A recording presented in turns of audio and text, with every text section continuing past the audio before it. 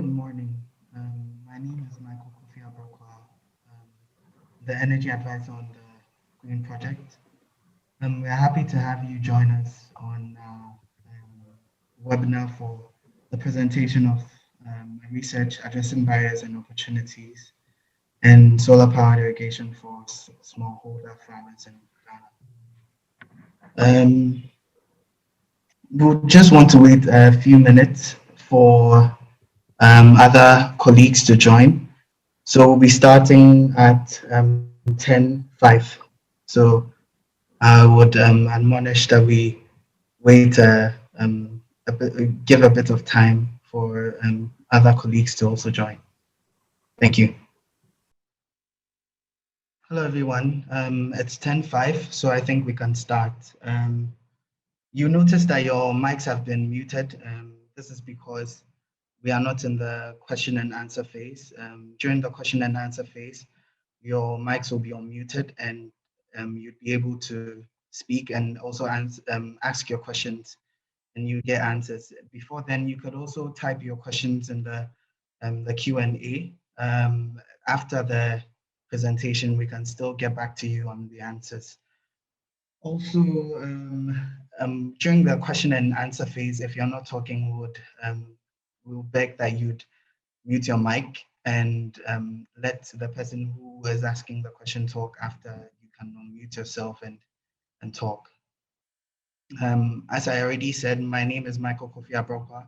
I'm the energy advisor on the GrEEn project, and we are going to zoom right into the webinar. So we'll give you a bit of background about GrEEn. Gideon.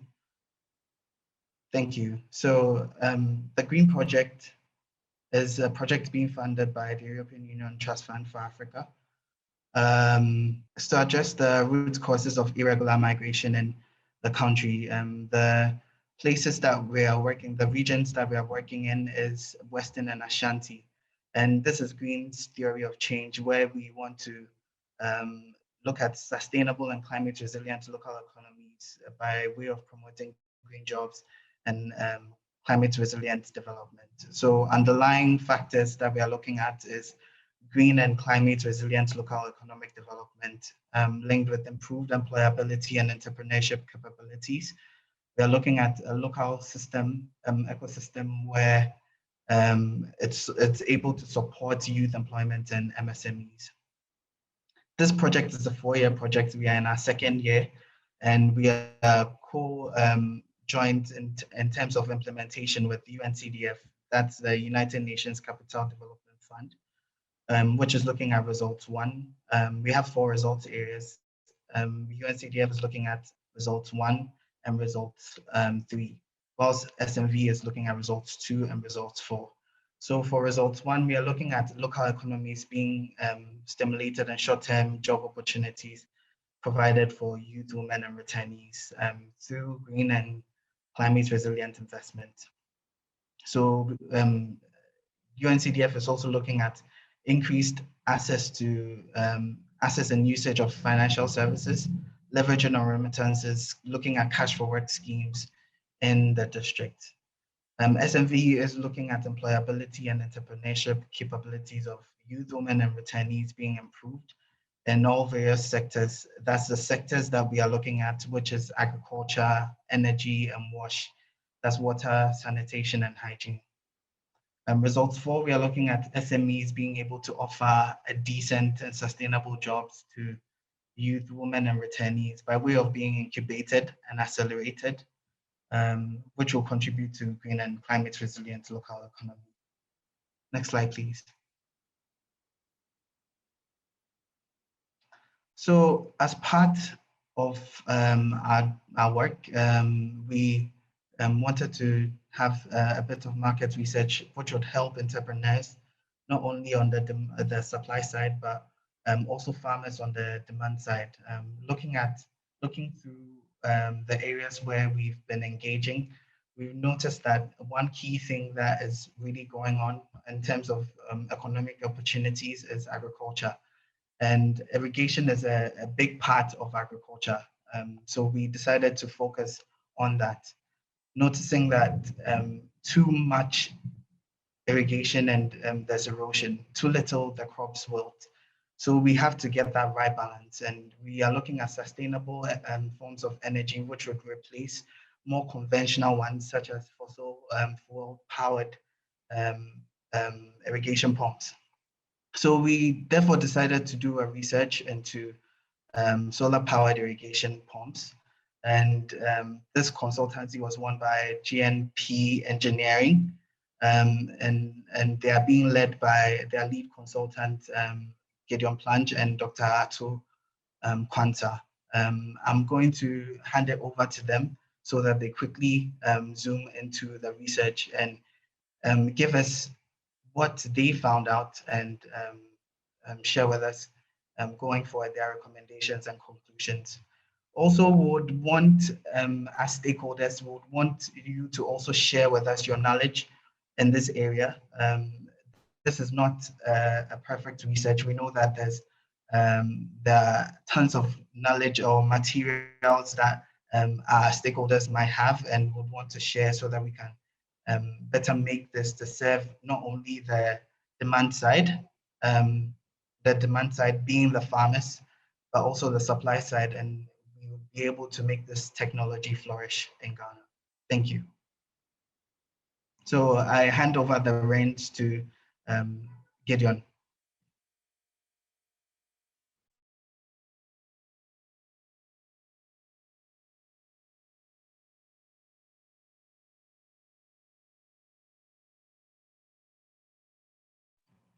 Hi, Gideon. You can take over.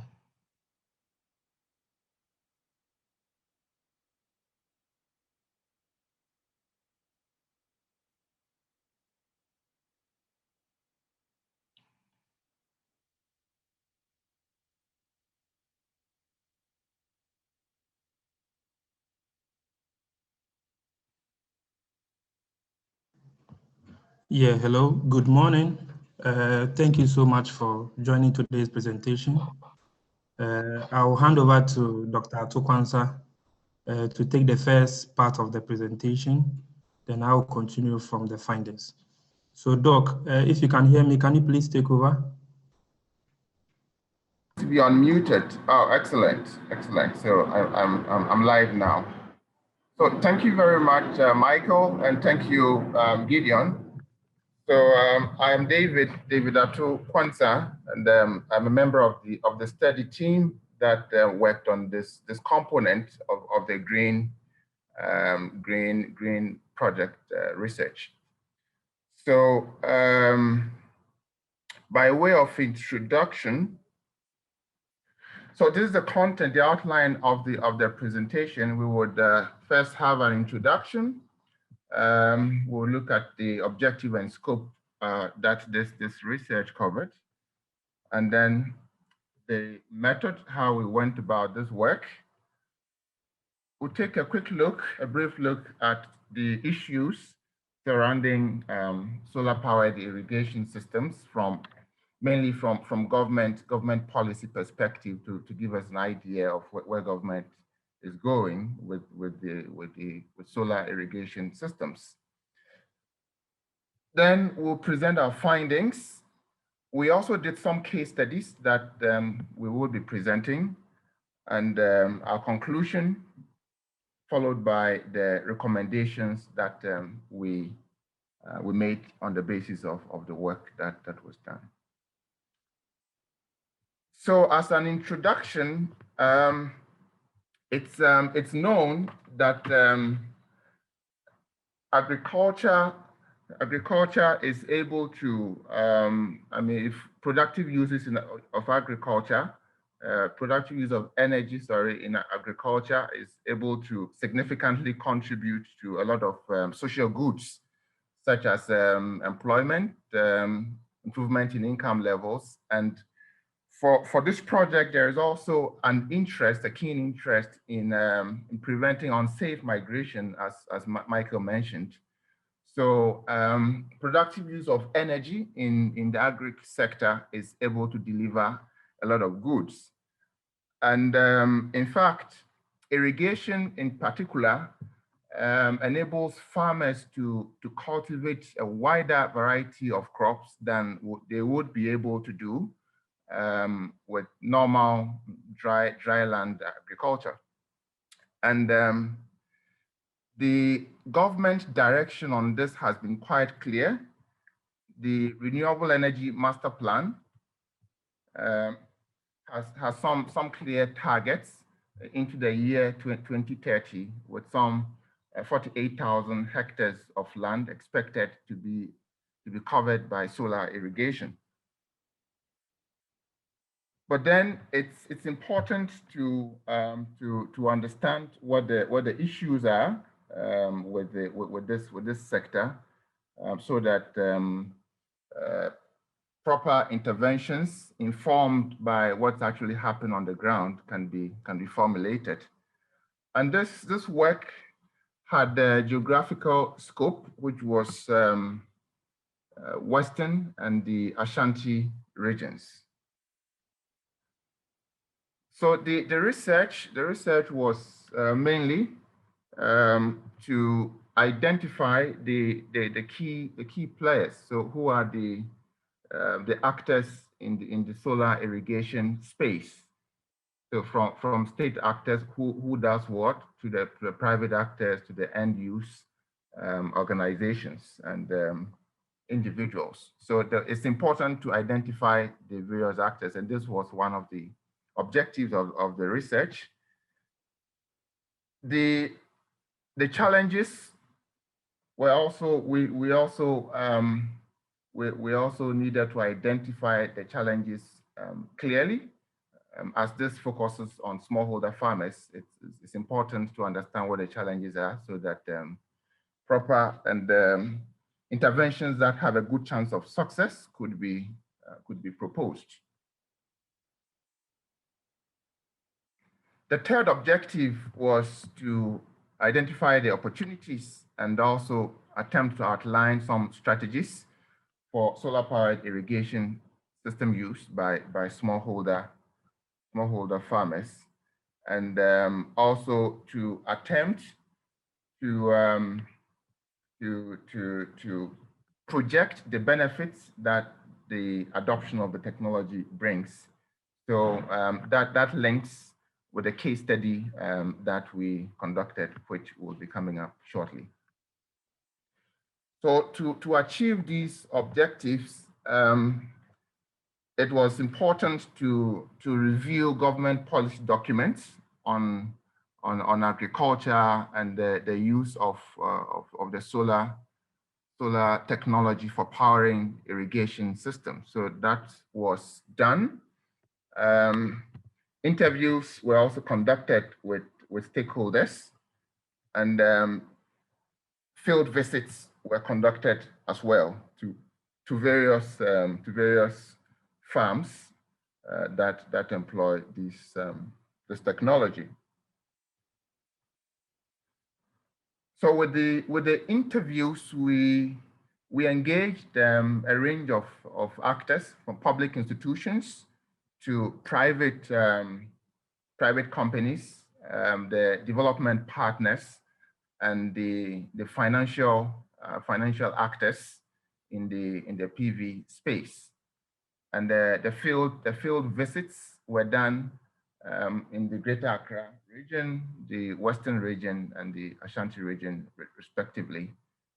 About 10 fields were covered under this particular activity.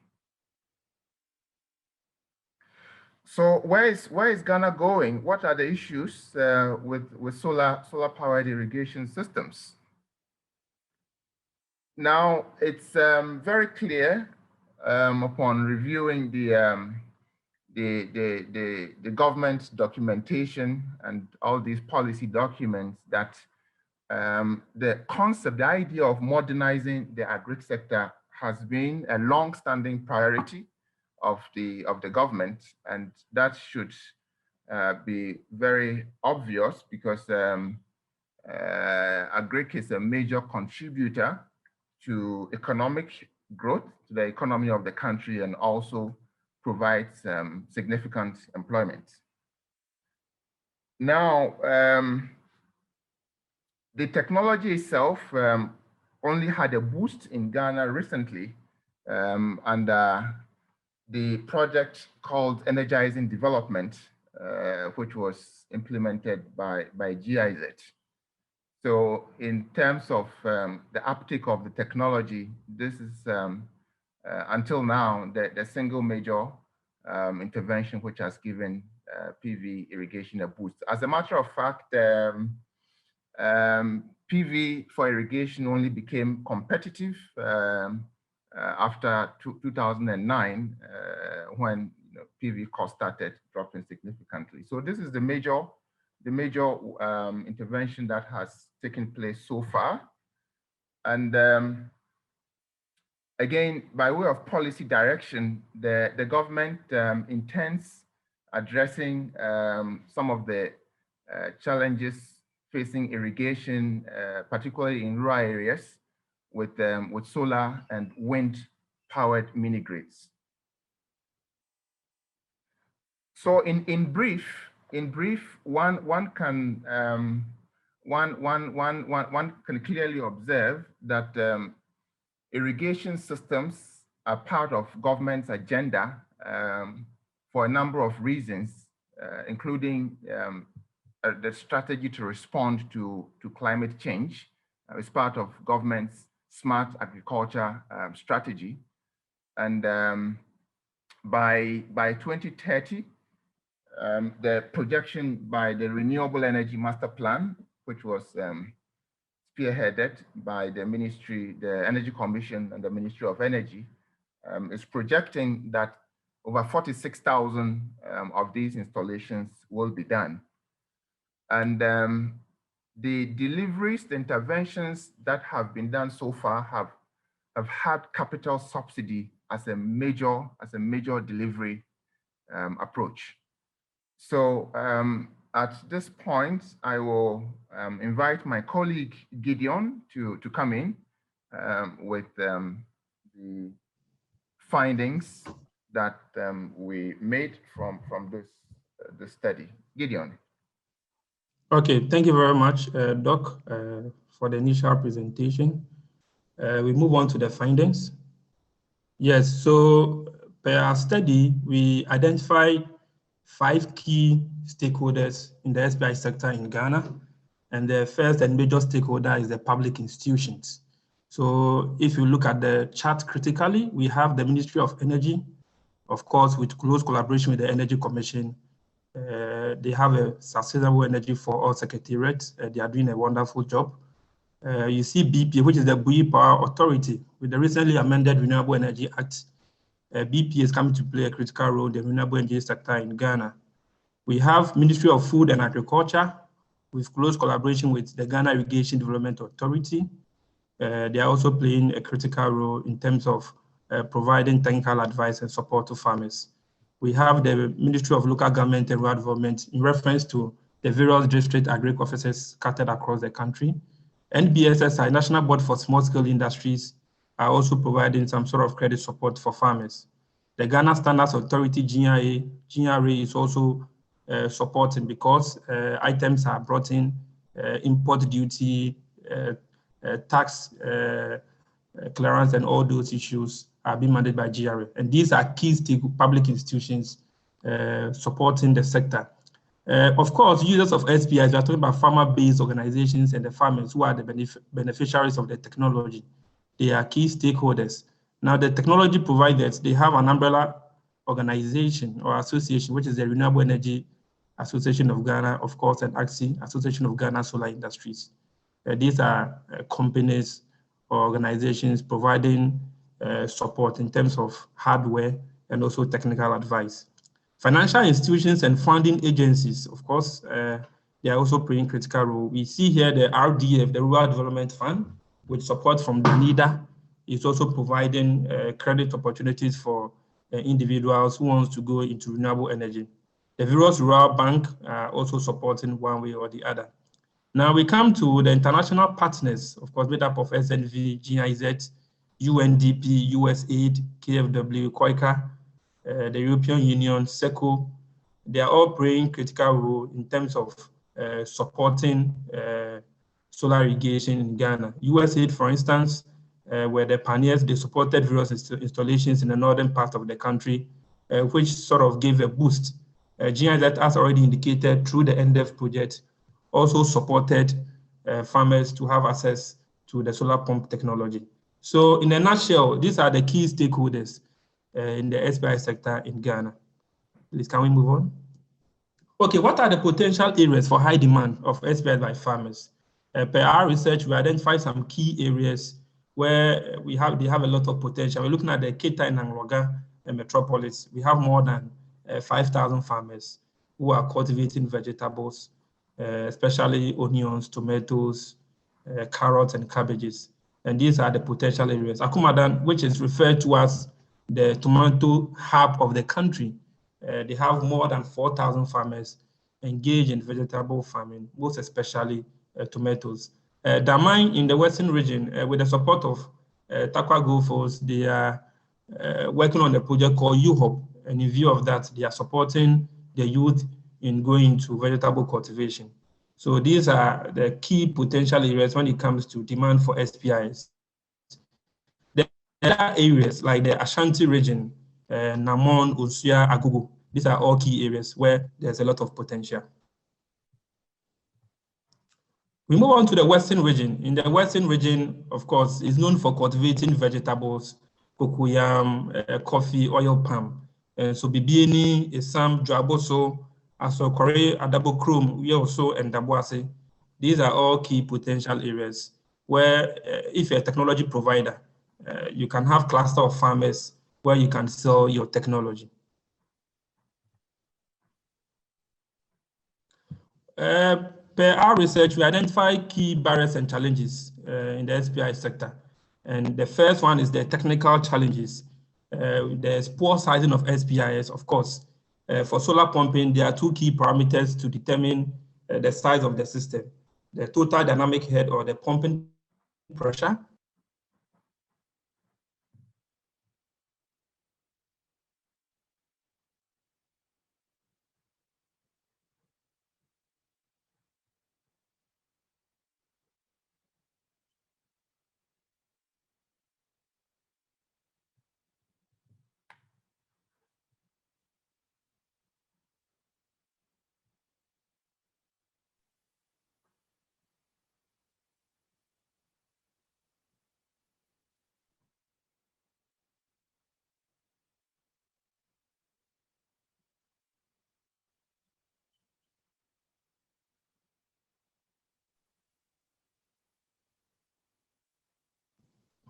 We also identify other key barriers. Doc, can you please move to the next slide? Yeah, Gideon, your microphone went off briefly.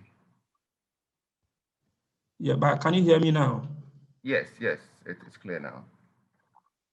Okay, so we also identify other key barriers, which in reference to financial, the cost of the system is quite expensive, and so there's high initial investment cost. There's also lack of credit facilities for farmers. In terms of the political aspect, there's lack of market-oriented policies from the government of Ghana. In the social aspect, there's lack of awareness of the benefits of the system. Land tenure system is a key disadvantage, and security and natural disasters. Of course, over extraction of water, which is causing groundwater depletion, is also a major cause, and there's lack of limited connection to key players in the solar irrigation space. How do we address these barriers and promote SPIs? The first one is the policy drive. There has to be an oriented goal to provide policy drive in terms of giving the right policy direction, reduction of tax and import levies to enable farmers have access to the technology. Secondly, there has to be an established licensing scheme, which have to be regulated by the Energy Commission. They have to also advise farmers to cultivate high value crops. For example, if you look at table 3 and table 4, these are prices of various vegetables on the farm gate, as well as a study that was conducted in Malamata market. So for example, the price of tomatoes is 16 Ghana cedis. Onion is 10 cedis. We have chili, lettuce, cabbage, cucumber, and carrot. So if farmers are able to cultivate these crops, they're able to have high income levels and able to pay back the cost of the system. Doc, can you please pick the presentation from here?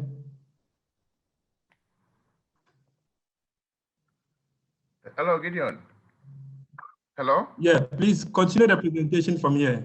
Okay, all right. So we also documented a couple of opportunities that are available for financing green projects in general, but which of course captures what do you call it, SPIs. So the Green People's Energy Project implemented by the GIZ is one. So the details are provided. In fact, one of the intentions was to provide through the work connection to sources of funding for SPIS projects. So EcoBank has also recently been accredited as an agent for the Green Climate Fund. So they also do have some provision and support for green projects. Then the Rural Development Fund, the RDF is in partnership with a couple of financial institutions that also provide assistance. Now, so available business models, there are various business models that are currently being implemented quite successfully. There is a solar pay-go, which is being implemented by some of the actors in the SPI space. So we do have, we did this case study looking at how solar irrigation worked for the Ropin farms.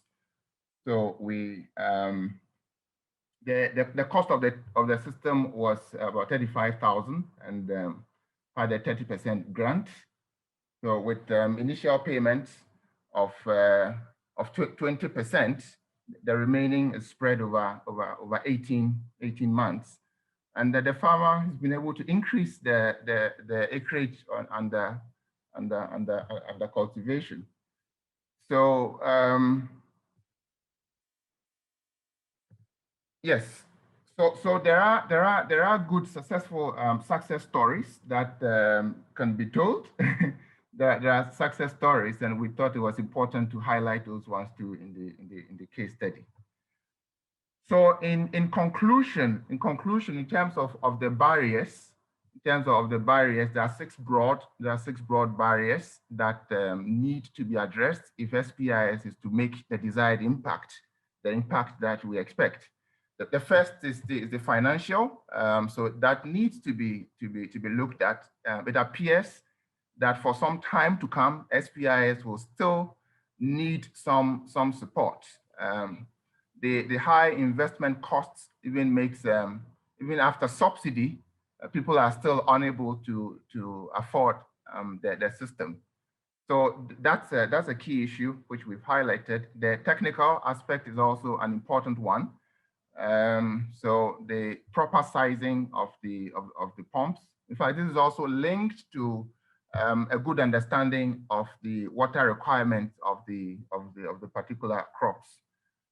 So construction, having good construction, having good support structures, and as a matter of fact, the technical know-how is quite critical. It's quite critical, and we think that this needs significant attention, particularly through the agric extension officers. If they can be given some training, they can play a role here. Quality assurance and ready after sales service is an issue. And in terms of from the policy point of view, there is still not, I mean, the broad policy is there, but we think that there's need for some clarity in terms of concrete actions on ground.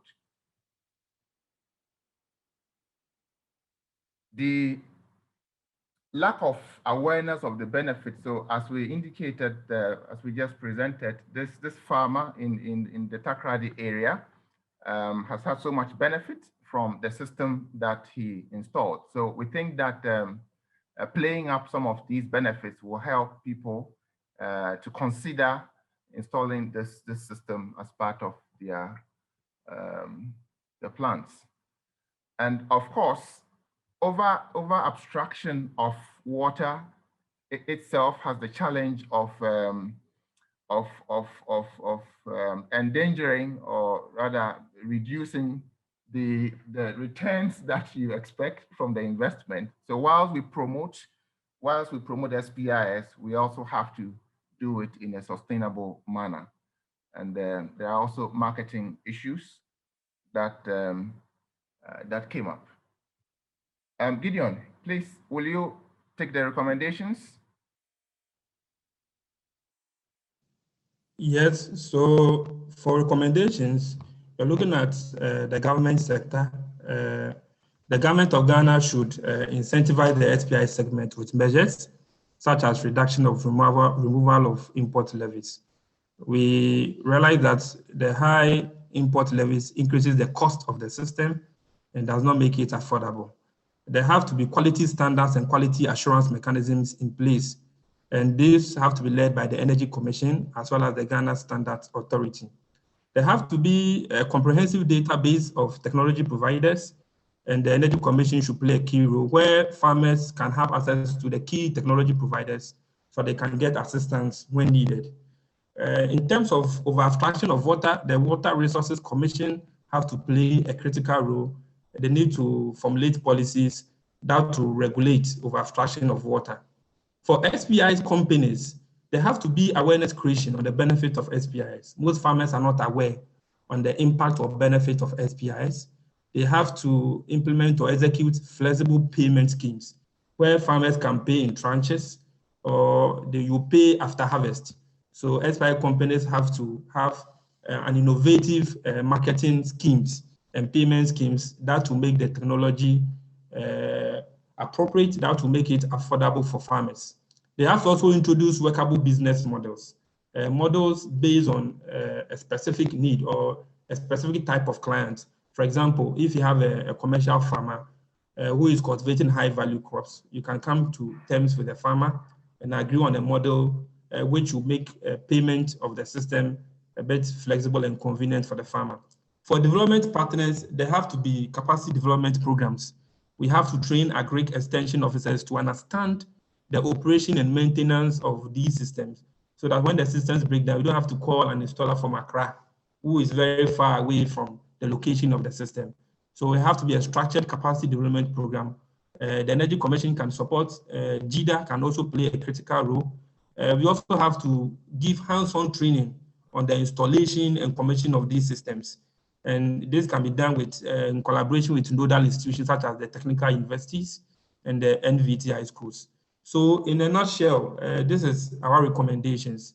When you read the report thoroughly, which hopefully SMV is going to share with all key stakeholders, we have an elaborate recommendations there, which can help all key players in the SPIs sector in Ghana. Thank you, Gideon. Thank you for the elaborate presentation. We are going to zoom straight into our Q&A phase. So there are some few questions that have come up in the Q&A. I'm going to read those before we open it up for attendees. So we have two questions from Wim Van Ness. How many pumps have been installed in Ghana till date, and how many of these pumps are still in operation? So that's the first question. And the second question is, what is the business case of solar pumps for farmers in Ghana? Okay, thank you very much for the question. Per our assessment and study, or Doc, you pick the question. Yes. Let me take the first one. In fact, the most some of the most recent figures that we have seen in 2020 2015,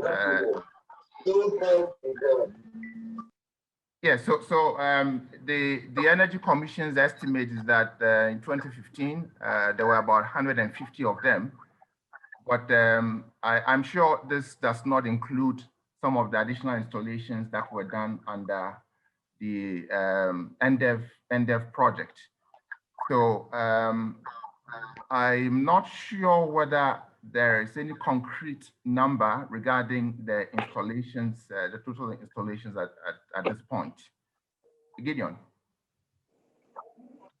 Okay, so to answer the second question, we have various business models. One is the pay-go system being piloted by PEG Solar. PEG Solar is promoting a pay-go system where the farmers pay an initial payment, let's say 40% of the cost of the system, and the remaining is spread over a period of time. POMTech is also doing a pay-go solar system where they are also supporting rural farmers to own the system. So they can pay after harvest of their crops, which is also quite good.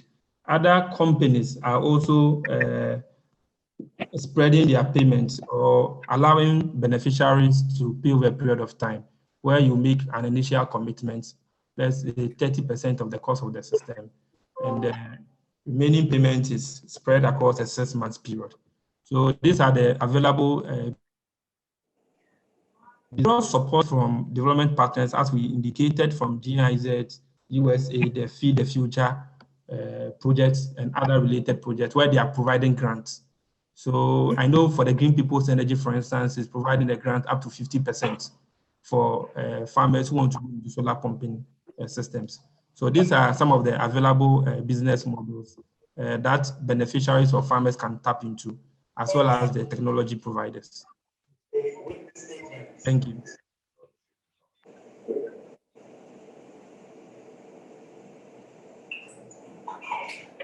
So I have Mark Newton who has raised his hand. Mark, could you go on with your question?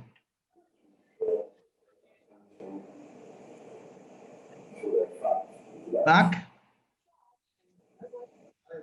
Hello. Hello, Mark. Okay, so let me move to the next person who has his hands raised.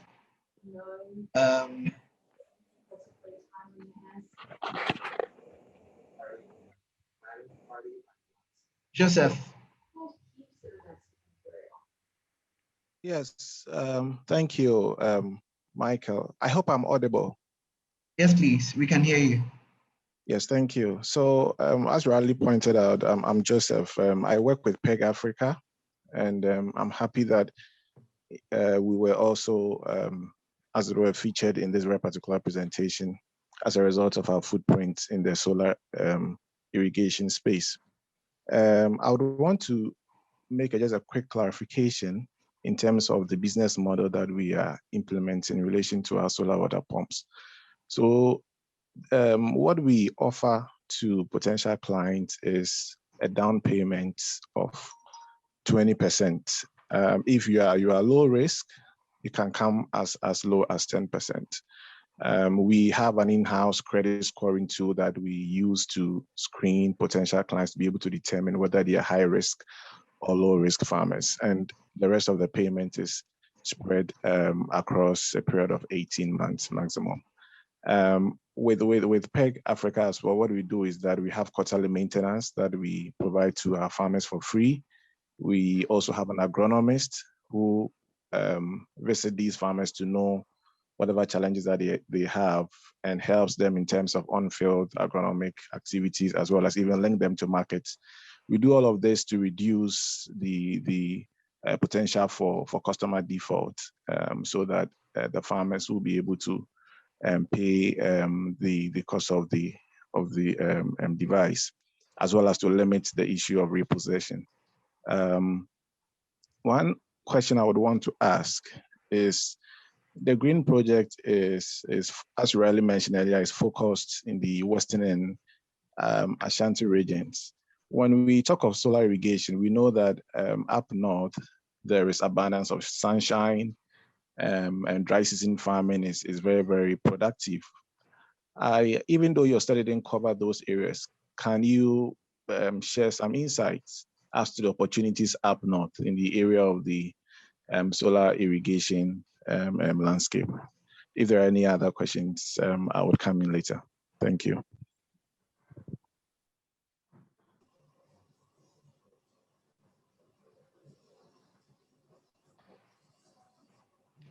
Gideon, did you get the question? Yes, he requested to know whether there are opportunities in the northern sector of the country. Is that not so? Yes, please. Okay, yes, of course. There are a lot of opportunities, especially in the northern part of the country. As already indicated, the earlier GIZ project promoting SPIs focused a lot in the northern part of the country. Of course, the only challenge is access to water, and also there's a high level of theft that is hindering the technology. But apart from that, there are huge potentials in the northern part of the country. In fact, some of these projects, the USAID projects, critically focus in the northern part of the country, and because they cultivate crops that are of good value, like onions, like maize, yam, that is the hub of these crops. And therefore, if you're a technology provider, you need to also focus in the northern part of the country. The only challenge is their ability to pay for the cost of the system, because most of them are subsistence farming, and those who belong to what we call a water user group or an FBO don't also have the financial muscle. So most farmers in the northern part of the country rely on grants and also credits. So that's why most development partners focus in the northern part of the country by providing grants for farmers in order to procure the system. So of course, there's a huge market up north. They have very good lands available, large scale lands available for farming, but the only challenge or the hindrance is access to credit to procure the system. So if development partners or donor agencies can come in and support, like what the Green People's Energy is doing, like what USAID also replicated, it's going to go a long way to ensure that the farmers come on board and procure the system. Okay, thank you, Gideon. So I'm going to switch between the Q&A and the attendees who have raised their hands, but then the next person would be Paula Eje. So Paula Eje has raised their hand. Could you unmute and ask your question? Thank you. Yeah, hello everyone. Thanks to the presenters for a good work done. My submission is more of a recommendation if it's not too late.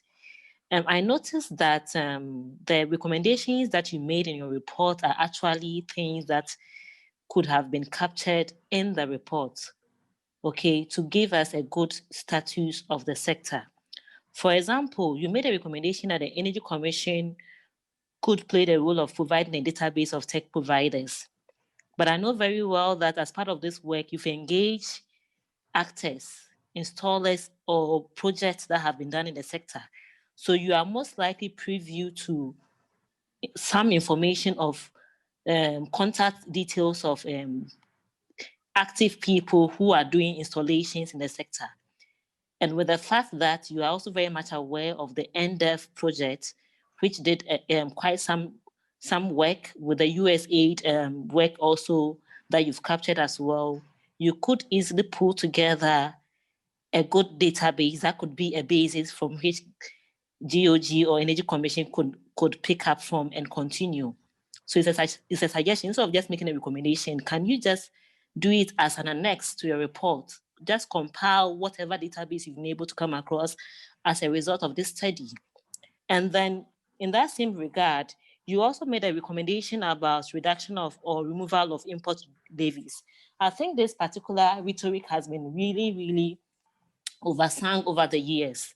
Could this report go beyond just making this recommendation that has been made over and over again by actors such as yourself that hasn't really been able to achieve any progress in that regard, and rather go beyond that and give a very good justification as part of this report why this is really crucial, not just in education, but with some compelling case studies from countries of like economies like Ghana, who perhaps have some kind of schemes in place, some incentives that really have been able to help promote development in the sector. Then with that, then you would have a bigger or a stronger case to make, instead of just making the usual recommendation of reducing import duties and blah, blah, blah.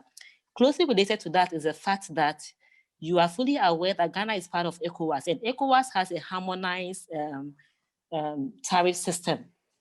So even if GOG part of the levy is being it's being reduced, there's still an ECOWAS part that will still be applied.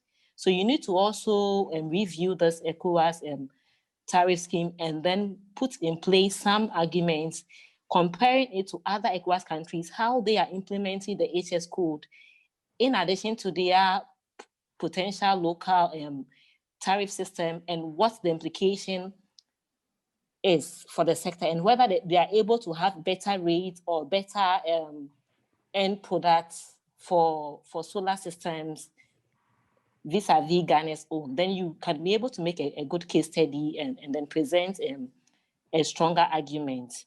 Also, you also made mention of a data, a baseline data. You made reference to the IREMP, the Renewable Energy Master Plan, the figure that was quoted at the time of it being compiled.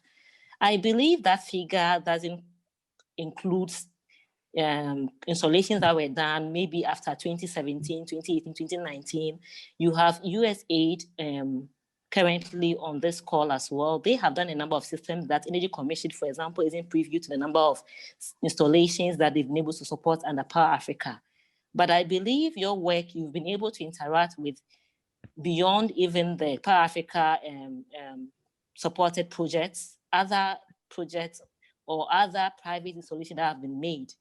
That could also serve as a means to further update whatever data you had referenced in the IREMP to give us a more current data as at December 2020 or whatever timeline you can put to it, so that this report can then be seen as the most recent report that can be referred to by government, by key actors in the sector, and we can pick and run with it. So it is a suggestion I'm making, that instead of just making recommendations, you have the opportunity to rather provide some more data and provide some more compelling arguments that could further push whatever advocacy that needs to be made in that sector. Thank you. Excellent. Thank you, Ms. Paulaje. So Hello. Yeah, Mike. David, do you want to come in? Yeah. Yes. Let me come in. Maybe you can add on afterwards. So I think Paula, thanks a lot.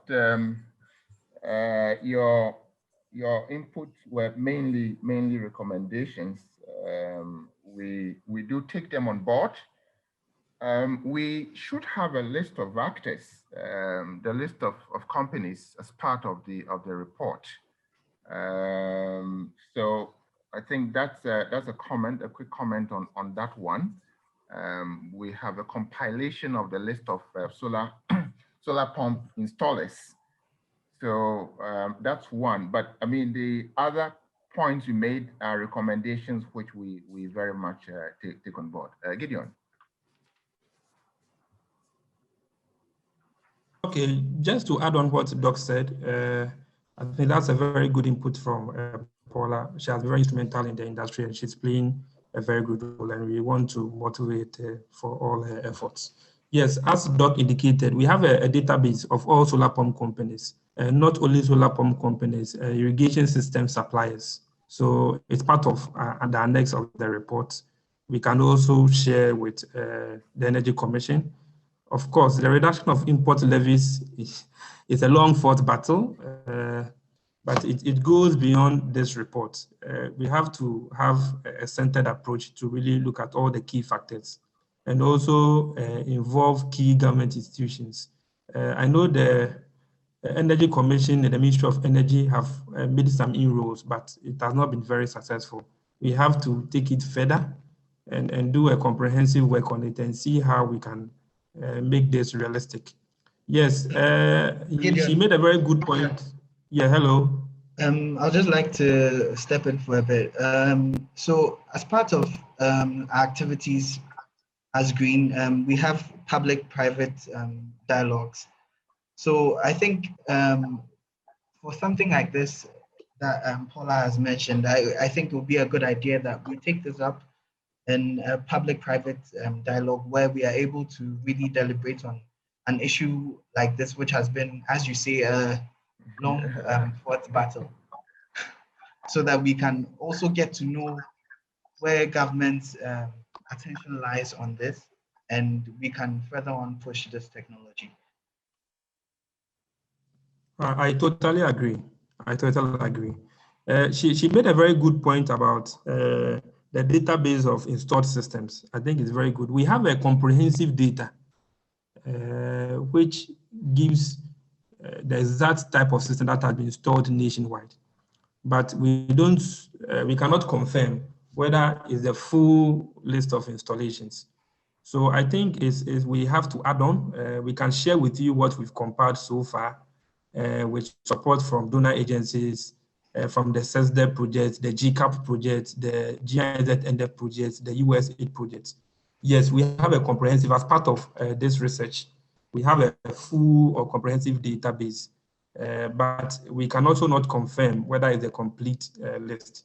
So we'll work on it and maybe add it as an annex to the report. And we can also as well share with the Energy Commission and the Ministry of Energy, because they are the lead agencies. So good comments, we'll work on them. Thank you. Thank you, Gideon.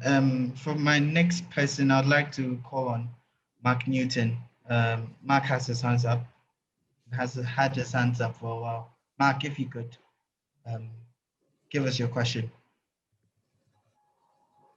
Mark, can you hear me? Mark? Okay, it seems Mark can't hear me. Can we have Rosina? Yeah, but Michael, he has written his questions in the chat section. Mark is asking, did the team find that the SPIs were largely stationary installations? And what was the prevalence of mobile systems? Did the team also find that irrigation teams integrated water efficiency technologies such as soil moisture meters?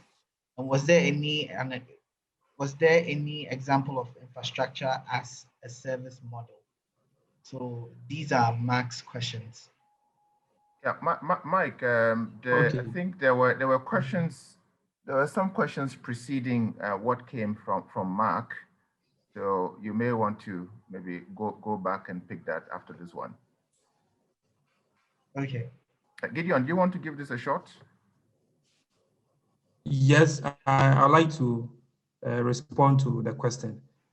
First of all, we realized that most of the installations were stationary. The only mobile installations were the SF1 solar pump systems. It's not really a pump system, a pump being sold by Hatum Trading. And that is the only mobile systems that we came across. But most of the systems were largely stationary. So this is also an opportunity for the technology providers on board to look at other mobile systems, where after pumping, the farmer can put the system together and pick it back home and bring it back. Just also to reduce the aspect of theft and breakages. So we also have to look at that aspect, which can be a business model. So most of the installations were largely stationary, and only for the scaled down system, which is the SF1, being promoted by Hatum Trading, basically being the mobile system we came across. He asked, did the team find that integration teams in integrated water efficiency technology? As we said, we identified that a poor sizing of the system was one of the major hurdles, and to know the right crop water requirement and the pumping pressure or the pumping head, all these steps have to be taken, but there was lack of water efficiency technology. It's mostly the farmer requesting for the system, the installer visiting the farm and just determine the need by doing a simple sizing. It's also even based on cost, the ability of the farmer or the beneficiary to pay. And that is the major factor in determining the size of the system. So in order to have very efficient systems, we need to inculcate all these aspects in terms of the key factors in determining the size of an SPI system. So I think it's something we have to take note and also advise the technology providers. The last question, was there any example of infrastructure as a service model? No, we didn't have any of that. We know that the Black Star Energy wanted to promote this aspect in the northern part of the country, but it has not been a successful model so far. They had a large-scale solar system where farmers had opportunity to tap from it and also pay at the end of the month. Unfortunately, after the system was installed, they had access to the national grid, and therefore farmers thought it wasn't productive and beneficial to keep on buying energy from the Black Star Energy. So we only had one example from Black Star Energy, but before you undertake such a model, you need to take several factors in consideration. Whether the grid will be there in the next year or two, you have to also do a comprehensive analysis of the number of farmers in that particular locality. And therefore, this is something that has been replicated in Senegal and other parts of West Africa. But in Ghana, it's just to come into full force. So we didn't have any comprehensive infrastructure as a service model, but we know Black Star Energy piloted it, I think 2-3 years ago, but the success story wasn't very encouraging. Thank you, Gideon. I'll go to Rosina Obeng, please, your question. Okay, good morning. My name is Rosina. I work as a finance specialist advisor on the HortiFresh project. And that's also a project that is being managed by SMV. And I was happy that you talked about Prince Menu Yeboah.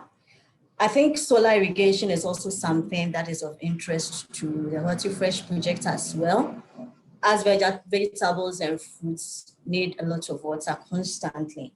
And so it was one of our objectives to do a pilot. And Prince Menu Yeboah is one of our pilot companies. And so I think over the period that we've done the pilots, we have also come up or found a number of things, which I also want to touch base as we do this. I agree with you perfectly that high investment cost is really a challenge for the farmers to come on board with these kind of systems. Because during our work, you find a lot where exposure is not there or the knowledge is not there. But then when farmers become increasingly aware of what this can do, they are very interested and excited about it. But then when the money bit comes in, then it becomes a challenge, and so they are not really able to take it up. So of course, encouraging, and also it comes back to our providers, if they can have quality systems with cheaper or lower prices, that would be something that would push the uptake for solar irrigation.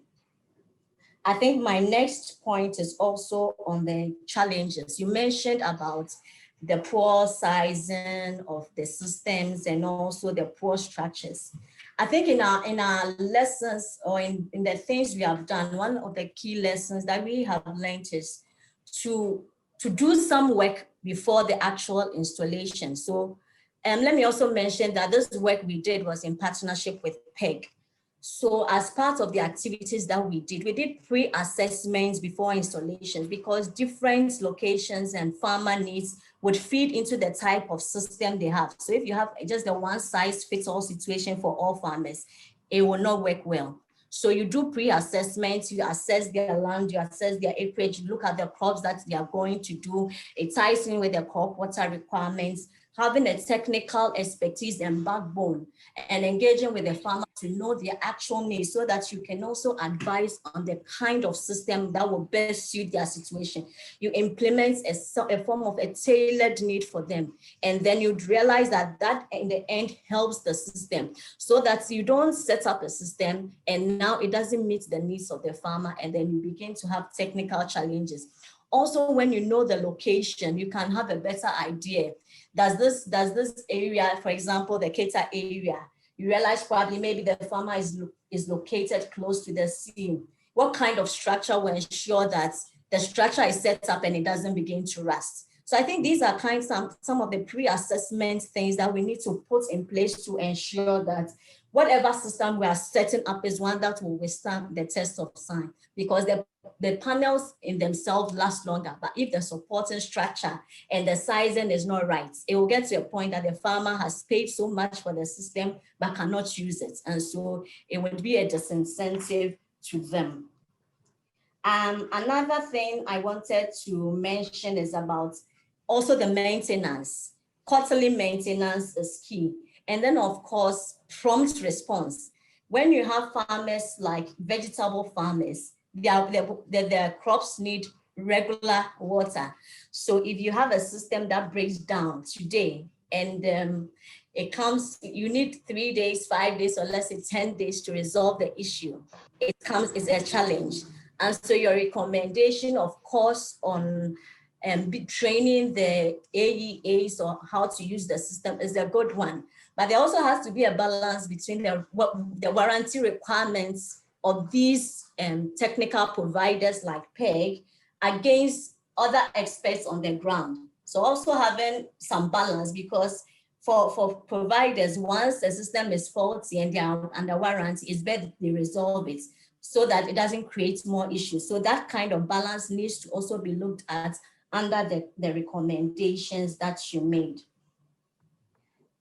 One thing I also want to say is, this one is a question. So coming to my question, you talked about Prince Menu Yebua, who was supported also under Hortifresh, of course, with the grants and components. Even that the investment cost is high, you have a good story there where he's able to now increase his acreage from what it used to be to what it is currently. In the earlier sections of the presentation, you talked about the fact that you made visits to about 10 sites. I want to know, is the feedback on these solar sites also generally positive, or what is it? Do we have other negative stories coming out of these areas? That's my first question. And then my second question goes to, you mentioned also Akumadan as one of the potential opportunity areas. We did engage farmers also in Akumadan under our work. And I think one thing we realized was access to water is a key challenge in those areas. You find that most of them are dependent on rain-fed system. For those who have access to water, they are also located some a bit far from streams and all that. And to also use solar, then it comes back to cost again, which has cost implications if they have to pump the water over large distances. I want to know if this was also considered under your work or this came up. The farmers, I am also not sure about their interest in drilling their own boreholes in the location. Some say there are water challenges. So I want to know, is this something that also came up as you did this kind of research? Thank you. Thank you, Rosina. Gideon, did you get the questions? Yes, I got the questions. Okay, so per our study and visit to the various fields, there are several benefits that the beneficiaries indicated. One is all year round farming, because they have reliable access to water for all year round farming. I think this was common among the interviews that we did. They are able to also increase their land and their acreage. For example, Ropin Farm started with 0.5 acres, and now he has 2.5 acres. He's hoped to increase it to 20 acres in the next year or two. We interviewed a farmer, Joshua Farms. He is having a 1.5 kilowatt system, but is able to irrigate a 30-acre farmland because he has done good layout of the irrigation system, and good for him, the land is slopey, so he's able to locate poly tanks across the field and able to irrigate and also apply all types of irrigation system. So there's positive energy around the technology or the system, but of course there are also challenges. And as you earlier indicated, lack of maintenance is a major issue. For the support structures, they have to be consistent painting or spraying of the panels, especially if they are very close to the sea, to prevent rusting. But in most cases, they leave it to rust. Also, there's lack of connection to the installer. Once there's a challenge, the farmers find it difficult to locate the installer. For example, there's an installation in Wa, and the farmer is based in Accra. And so if there's an issue, the response time is limited, and therefore issues are unable to attend as quickly as they want it. So these are some of the few challenges. But of course, they also complained about the cost of the system. But the good news was that they were able to pay back the system. So even in our reports, we've done an analysis, a payback period analysis, where we look at a 2.5 kilowatt system as well as a 5 kilowatt system. Realize that the bigger the system and the bigger the land under acreage, it implies that the farmer is able to pay back in a shorter period of time. So we advise that SPIs, or solar irrigation, is good for commercial farmers, not at the subsistence level or the very small scale farmer. Of course, you should be able to cultivate 2 acres and above in order to have good income levels to pay back the cost of the system. So these are some of the positives and negatives of the system. Of course, as it happens to every technology, there are pros and cons. And therefore, going ahead, all stakeholders should play a role to make sure that we do away with some of these challenges. Yes, in Akumadan, there's challenge with access to water, and it's also common with farmers who want to go into irrigation. For last 2 years, we had a farmer who wanted to go into solar irrigation. He brought a proposal. We came on board to support, but we realized that during the dry season, the stream dries up, and therefore he was compelled to drill a borehole, and that deterred him from going for the technology. So access to water is a critical issue. But if you understand the benefit of the system, if you want to increase your production level, if you want to switch from a very small scale to maybe small scale or commercial, you need to be ready to invest. And therefore, we encourage the farmers to invest. So as part of introducing the technology to the farmers, we also have to train them on how to have good bookkeeping records, and also how to do basic profits and loss analysis, so that they are not just cultivating the crops, but they're able to make a lot of income from it, and able to also have good keeping records, so they can get access to credit and also grant opportunities. So yes, access to water remains a critical challenge. So we advise farmers to, 1, farm closer to a stream where possible, and 2, in case you want to go into drilling of borehole, we can provide linkages or identify installers or drillers whose rates are a bit moderate. So these are some of the few things we have to do to ensure that farmers have access to water. I don't know whether Doc have some additions. It's okay, it's fine, thanks.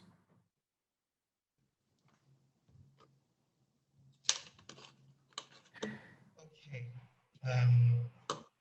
So my next set of questions will come from Wim. Wim is asking that 150 to 46,000 is quite a gap. How to sustainably bridge that gap? Can you help us with that answer? How do we sustainably bridge the gap between getting from 150 units to 46,000 units planned by 2030? Also, have you been able to look at the 150 units and how they are doing as of now? This can provide us with valuable information going along. Yeah. Okay, for Yeah. okay, Doc, you can take over. Right. Thanks. Yes, from 150 to 46,000 is quite ambitious. That's about 300-fold jump in a period of about 10 years. So certainly, one is justified in questioning how this jump could be attained. And I mean, the government itself in the Renewable Energy Master Plan has proposed a number of measures, which in fact are not too different from what we also found from our work. But we think that something more specific could be done. I mean, for instance, there is a major government project underway, the Planting for Food and Jobs. So can SPIs SPIs leverage this this major program which is already underway? So I think this is one of the ways that the gap could be bridged.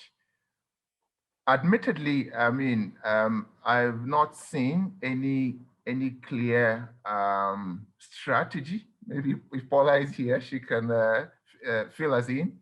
That shows how, in concrete terms, we are going to move from 150 to 46,000 within a span of 10 years. But one of the clear ways is for government to take lead, at least for now that the technology is relatively expensive and the upfront cost still remains a challenge.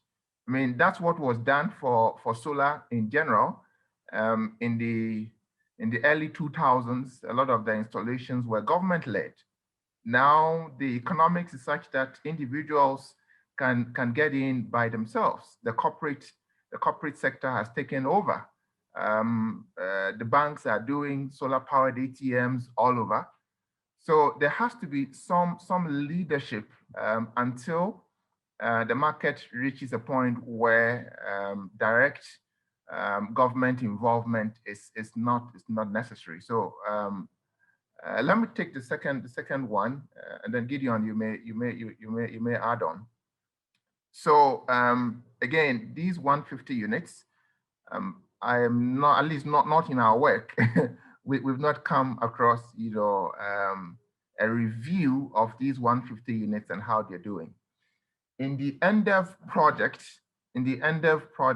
a number of systems were visited towards the end, and there is some record, but it's not one that captures all the 150 or even more that would have been installed by now.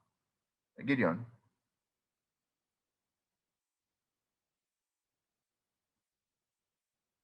Hello? Yeah, hello, Doc. I totally agree with what you said. We have a record on some of the systems, but not on all the 150 systems.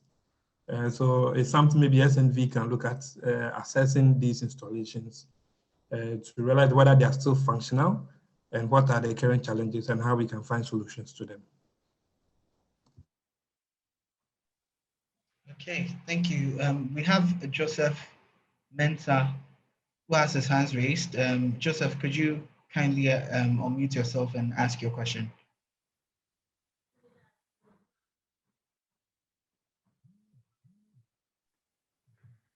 Joseph? Joseph, if you can kindly unmute yourself. Yes, thank you. Actually, I was waiting for you to unmute me because I was struggling to unmute. Yes, thank you. Just some quick interventions also from my side. From the study, as you've presented. Sorry, Joseph, could you introduce yourself before you give your... Okay. Well, this is the second time I have to introduce. So I work with PEG Africa, and I'm the project manager working on the USAID scaling small-scale irrigation projects within the company, and we are working closely with HortiFresh to scale up farmer-led irrigation in selected parts of the country. Yes, thank you. Thanks for, once again, the steady results. I didn't see anything on gender. What were some of the observations you made in relation to women's use of this SPIS, or is it that those that you sampled and you spoke to were all males, for instance? And even if they were males, what were the specific, gender-related constraints that they had? But I guess you may, if you didn't come across any female, for instance, you may want to seriously consider that to enrich your report. Because, for example, when you talk of lack of awareness under the social constraints, awareness can be gender biased. Generally, we know that male-dominated households tend to have easier access to information because they normally have, social networks and other linkages. Women, yes, do have social networks, but because of, the burden of household chores and other related activities, most of the times are not even able to access information such as the existence of these solar water pumps. So if you did, as part of your work, pen down some observations in relation to gender, to be useful if you share with us. Otherwise, maybe to enrich your report, you may want to consider. Also, it is well documented that SPIs is very profitable. In relation to your study, it will be good to also add, as it were, the current business case of farmers. Most of these farmers are using diesel-powered pumps to irrigate their crops, and it's very expensive. So to be able to project a good business case of this SPIs, it would be good to do, Sorry, Joseph, we can't hear you. Hello, can you hear me? Could you repeat yourself? Can you hear me now, please? Can you hear me, Michael? Yes, please, we can hear you now. So if you could repeat the question. Okay. There was the concern about the gender one, Claire, just before I move on to the next one. I raised an issue about gender. Was it audible? Yes, please. Yeah. Okay. Yeah, it was audible. So you were on the business case. Yes, please. So the business case, I'm suggesting that as part of the report, it would be good to show what the baseline, if I should put it that way, the baseline situation is. So, i.e., farmers using diesel-powered pumps, have this operating cost, and this is the profit they're able to generate. However, when they use solar-powered irrigation systems, these are the operating costs, and this is the profit they'll be able to generate. We've done a similar thing with HortiFresh, and I think that it would be good to also factor this into your study to make it more, appealing, so that people can easily compare the before and after situations. Because the whole idea is also to be environmentally conscious. Farmers moving away from this diesel powered pumps which pollute the environment to more environmentally friendly irrigation systems. On the side of PEG, there were some challenges that I think Doc and the other panelists rightly mentioned, and I want to also share with you what we are doing.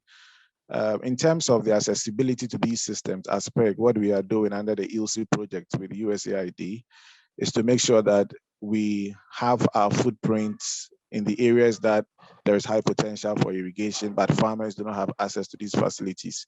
So we are establishing distribution centers up north, as well as areas down south, to make sure that the farmer's transaction costs in purchasing these facilities is very much reduced. I earlier on mentioned about the quarterly maintenance and the agronomic service that we are providing these farmers. And equally important, typically with farmers, their production is such that they become very liquid after harvest. So our payment approach is also staggered, or what we call a sculpted approach, to ensure that the farmers can pay, when, for example, after harvest, what we call the boom payments, they're able to pay much more after the harvest season. And then during the dry season, they make smaller payments. So this is one way that we are also helping to scale the use of SPIs across the country. So that is a contribution. And if you can respond to the earlier concerns of the gender and then the business case issue, that is if you have answers to, because they can equally serve as recommendations. Thank you. Okay. Yeah, hello, Mike. Yeah, thank you, hello. Joseph. Gideon, so his concerns were around a business case with comparisons to fossil fuel technology, the conventional forms of technology for powering irrigation, and gender-related information on the use of solar-powered irrigation pumps. Okay, I'll touch a bit on the gender. Yes, we came across a particular foundation called Oak Foundation, and they are supporting women in agriculture in the Ejura-Setchedumase metropolis. The name of the lady is Portia. She's doing a wonderful job. She's able to procure a 2 kilowatt system, which was installed by Denk Limited. And the system is supporting over 100 farmers to cultivate cassava, maize, and other crops, cowpea, and granules. So yes, we came across women who are using SPIs, but of course, it's very limited. Maybe out of the 10 systems we visited, we only visited only one, which is 1 out of 10. But just to demonstrate that the cost of the system is high and it's not really encouraging women. Of course, we know our social levels and factors, which doesn't really provide enough capital for our women. So we have very limited number of women using SPIs. And therefore, we have to look at certain strategies. I know, for example, the Green People's Energy Project, which is being implemented by GIZ, is giving 50% grant to women. It's a way of motivating women to go into or to procure this technology. So whilst the men are having 40% subsidy, the women are benefiting 50% from the grants, which I think was one of the good steps to encourage women participation. For the business case, yes, we did an elaborative business case for SPIs, as I indicated in my presentation, for a 2-acre farmland and a 5-acre. Maybe we just have to add on that of the fossil fuel. So it's a very good recommendation. We also use the same table and analogy to look at fossil fuel, look at the investment costs, the income levels, and also the payback period. And maybe as well compare it to solar pumps and see which one is much more beneficial. So thank you for that comment. We'll work on it as a team, and that will, in the long term, enrich the report. Thank you. Thank you, Gideon. I'll read some of the questions that we have from the Q&A before I come to Lovans. So we have Kojobano, who is asking, were you able to tease certain characteristics or traits peculiar to farms or farmers that have adopted SPIs? Would this be important for targeting early adopters and adopters of the technology?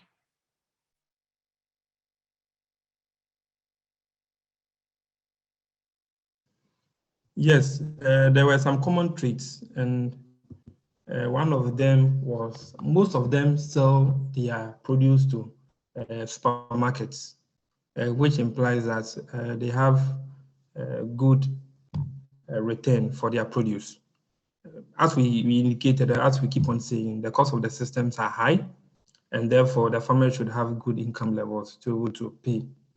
So most of them sell to these large-scale supermarkets, ShopRite, Shop and Pay, and all those supermarkets. That was one trace we realized.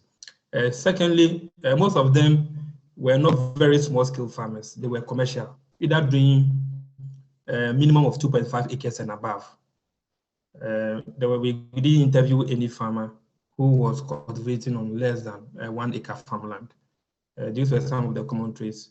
And thirdly, most of them were business oriented. They had good keeping records. And they also applied good agricultural practices. Some of them use innovative technologies, climate smart agriculture technologies, to ensure that they're able to have good produce. So those are some of the key traits, which implies that they were aware of the business case and they wanted to make sure that they get good outcome from their produce. So in the nutshell, it implies that in order to go into solar pump irrigation system, you need to ensure that you cultivate high value crops, you get good income to pay back the system, and as well, you get access to ready markets. Because once you have the produce on the field and you're unable to sell them, there are huge losses, and it becomes very difficult to maintain running or to maintain the farm. And therefore, this is something we have to advise the farm. It's not just about procuring the system, but certain factors have to be put in place to make sure it is sustainable and productive. Thank you, Gideon. Could we have Lovance? Lovance, you have your hands raised. Could you unmute yourself and ask your question?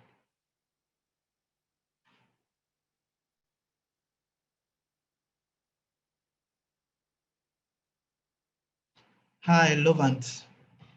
Could you unmute yourself and ask your question?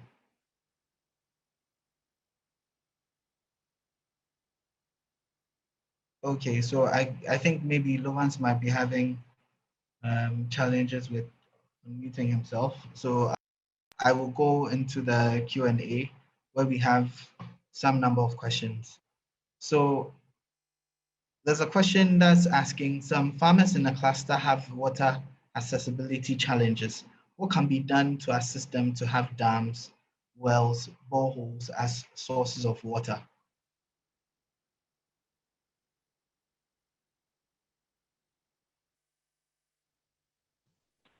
Okay, I think it's good to have farmers in clusters.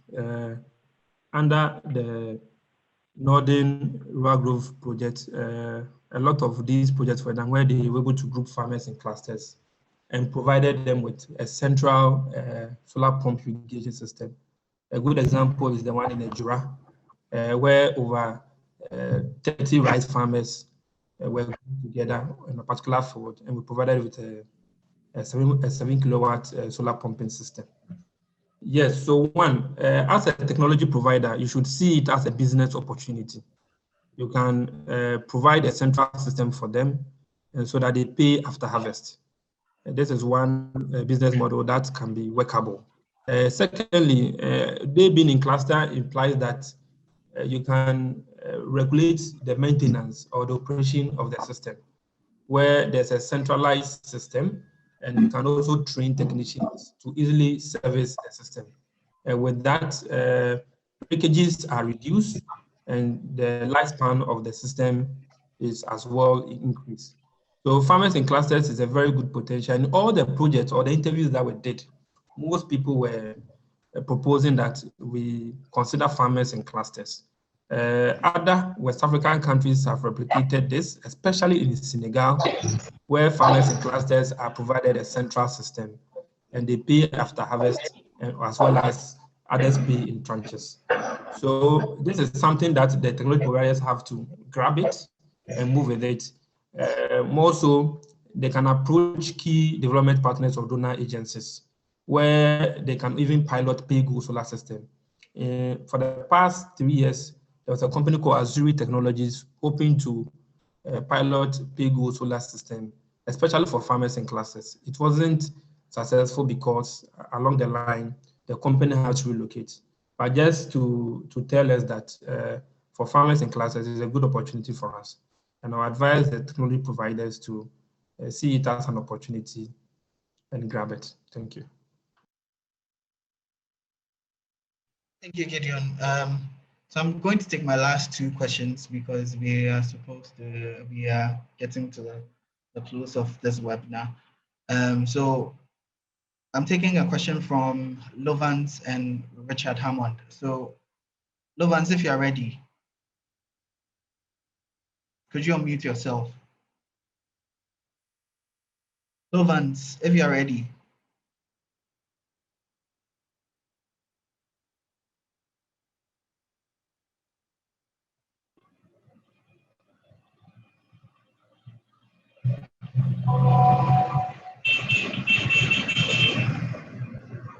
Hi, Lovans. We can hear you.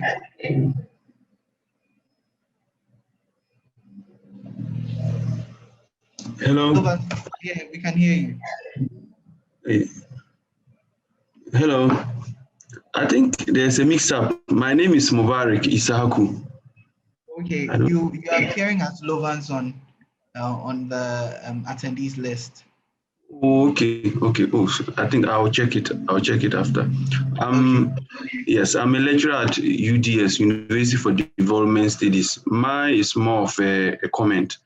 I'm happy. Yes, I'm happy for the study that that was conducted, and I also want to attest to the challenge of the technical know-how.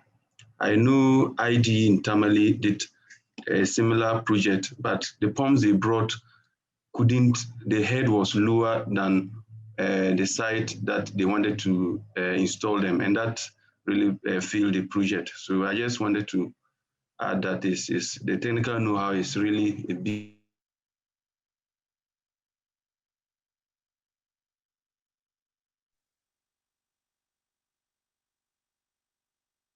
Hello, sir, please, we lost you. So I have Richard, please, if you could ask your question. Thank you very much, Michael. Thank you very much. My name is Richard Hammond. I am the country lead for Power Africa Upgrade Program for Ghana and Liberia. First of all, I just want to say thank you for the good work that has been done so far. That's my.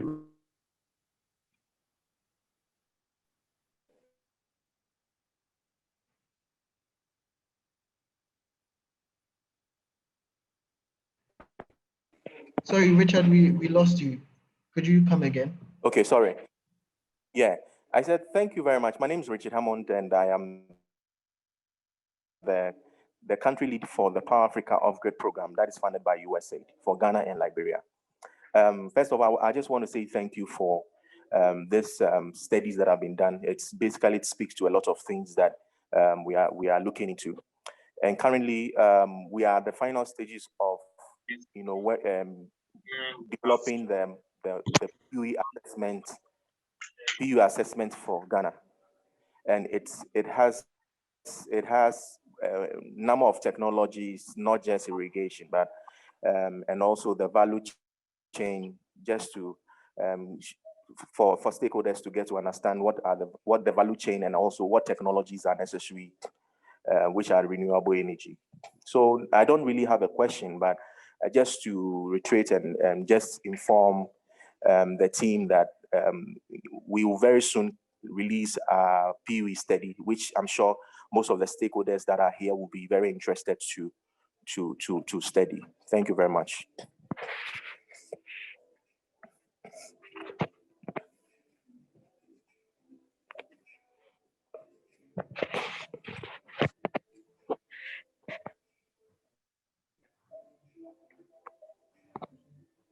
One last question, Conrad, could you kindly unmute yourself?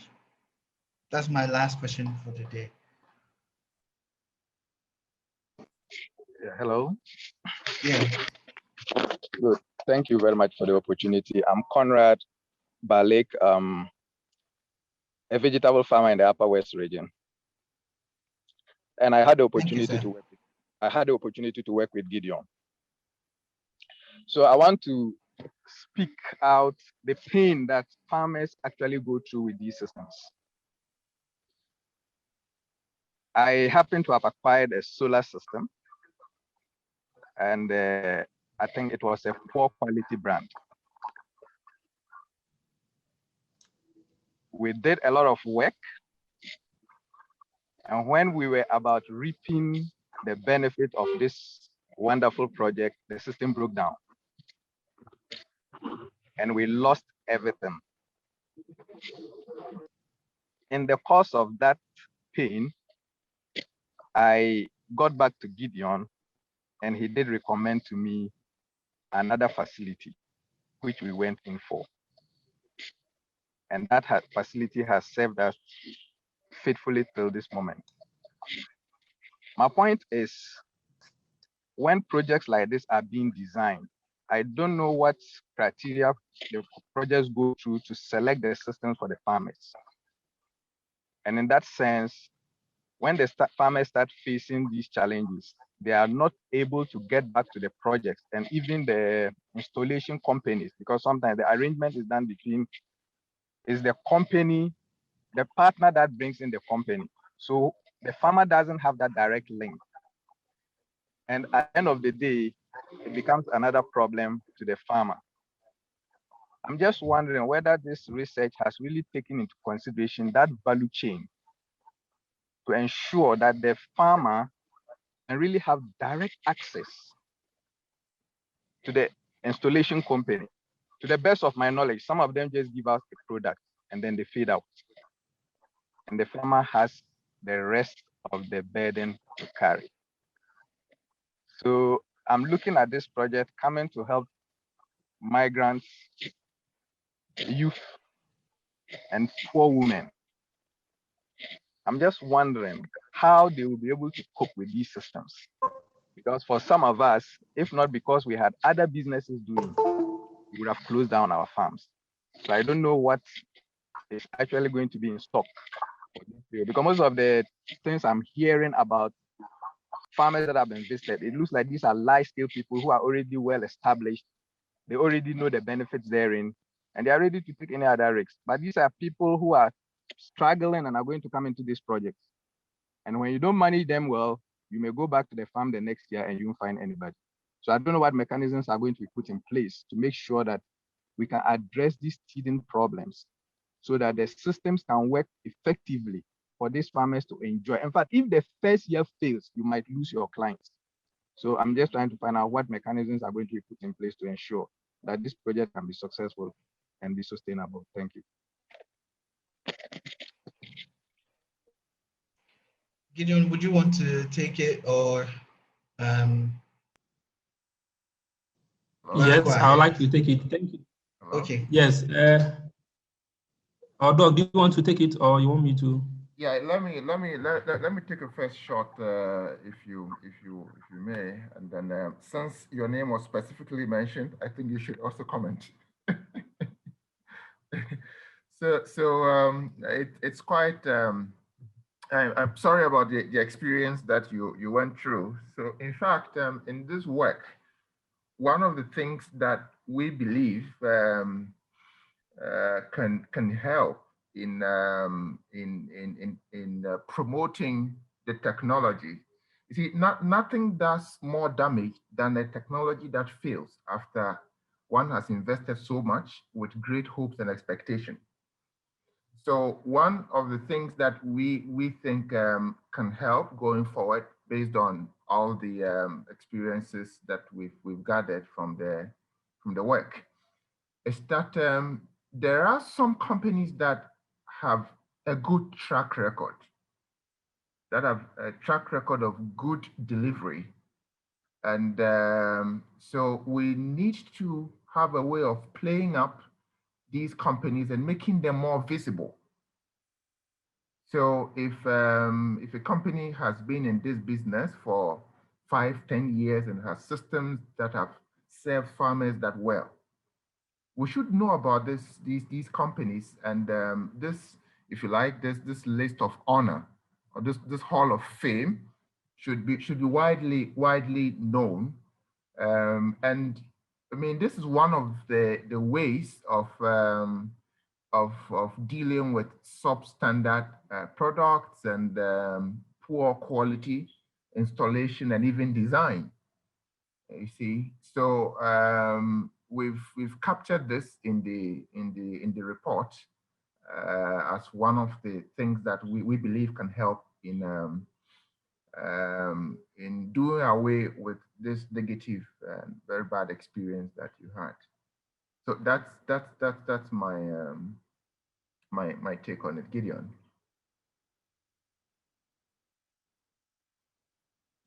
Okay, thank you, Doc, and thank you, Conrad, for the question and for your comments. Yes, I think we have to critically look at the quality of systems we bring in. And the Ghana Standards Authority, as well as the Energy Commission, has to play a role. I'm so much aware of Conrad's situation. We wanted to use a particular product, but of course, I was a consultant for a particular project. And because the project was in a hurry to demonstrate solar irrigation, they just went in and procured a pump and put it on the field. When the farmer or Conrad was supposed to use the system to its benefit, then the system started failing. So we had to come in and look for another funds with the support of SNV to redesign the whole system with myself and Conrad coming together, sitting down, looking at the actual situation on the field, what can be done. And we're able to provide a strategy and also a product which is working. Of course, we know the quality products on the market. If you want us to mention names, we can. But there are other brands that are really failing. And most farmers also look at cost. Once they see this, they just want a pump. So they don't care where it's the country of origin or the manufacturer. Once they have the pump, they are okay. So all these things have to be done.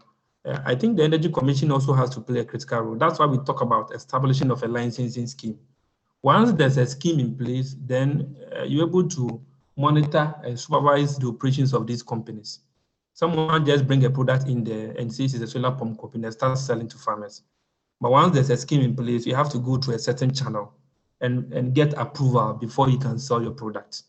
And if we're able to streamline these processes, it's going to help the industry. Secondly, the cost of the systems are expensive. And for a farmer to invest, it implies that, as we say, he has to cultivate high value crops. He has to have ready access to markets. So the moment the system fails, it breaks down the farmer totally, and it doesn't help in the promotion of the technology. Therefore, all projects have to have more of like a structured approach to really monitor the partners they work with. Is really, really critical. In cases where people bring some standard products, you can come in and stop them. But in most cases, we hand the project over to the partner, we stay back, and we only go and monitor, take our nice pictures and videos, and report to our donors that the project has been successful. So this clearly indicates that a lot more work has to be done in terms of monitoring and evaluation of projects, in terms of selection of the partners, involving key government institutions like the Energy Commission in the process, and also ensure that the farmers get value for money. If not, in the next few years, people will be demotivated to invest into this technology. And in the long term will affect farming because the world is switching towards solar, and solar irrigation is the right way to go. So we need a comprehensive approach to tackle all these bottlenecks. But there's also lack of technical know-how. Therefore, capacity building is really, really important. Pump companies even don't know how to size pump or how to select pump. For some of the fields we visited, we even wanted to see the nameplate of the pump. There was no nameplate, so you cannot even determine the capacity of the pump, whether it's 2 kilowatts, whether it's the voltage, there's nothing there. So we really have to make sure that the market doesn't get destroyed by a few people, but all processes are put in place to regulate the industry. If not, it's really going to affect the SPI sector in the long term. So these are my few comments. Paula made an indication of a comprehensive database. My last comment. Paula made a recommendation about database.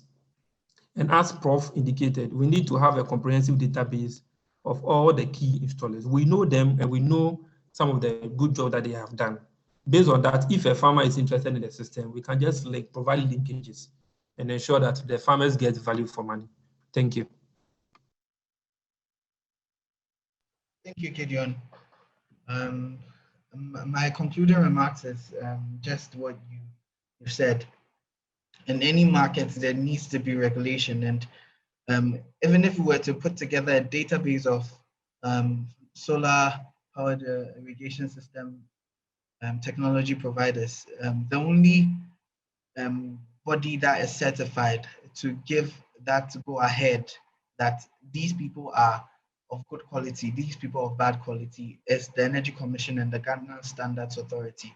So they working together would help us put together that list of competent people that we can reach out to, competent installers that we can reach out to make sure the market thrives. Thank you again for joining our webinar session. It's been a great pleasure being on this session with you, sharing your ideas and trying to make what we are doing better for not only us, but not only us as development partners, but also private sector, farmers and technology providers. Thank you again. We have other webinars that will be coming up. I'm sharing my screen. I'm sure you can see our e-waste webinar. It will be coming up on the 11th of February on Thursday from 10 a.m. to 11:30. Please join us and let's have another very good session like this. Thank you again and see you soon. Bye.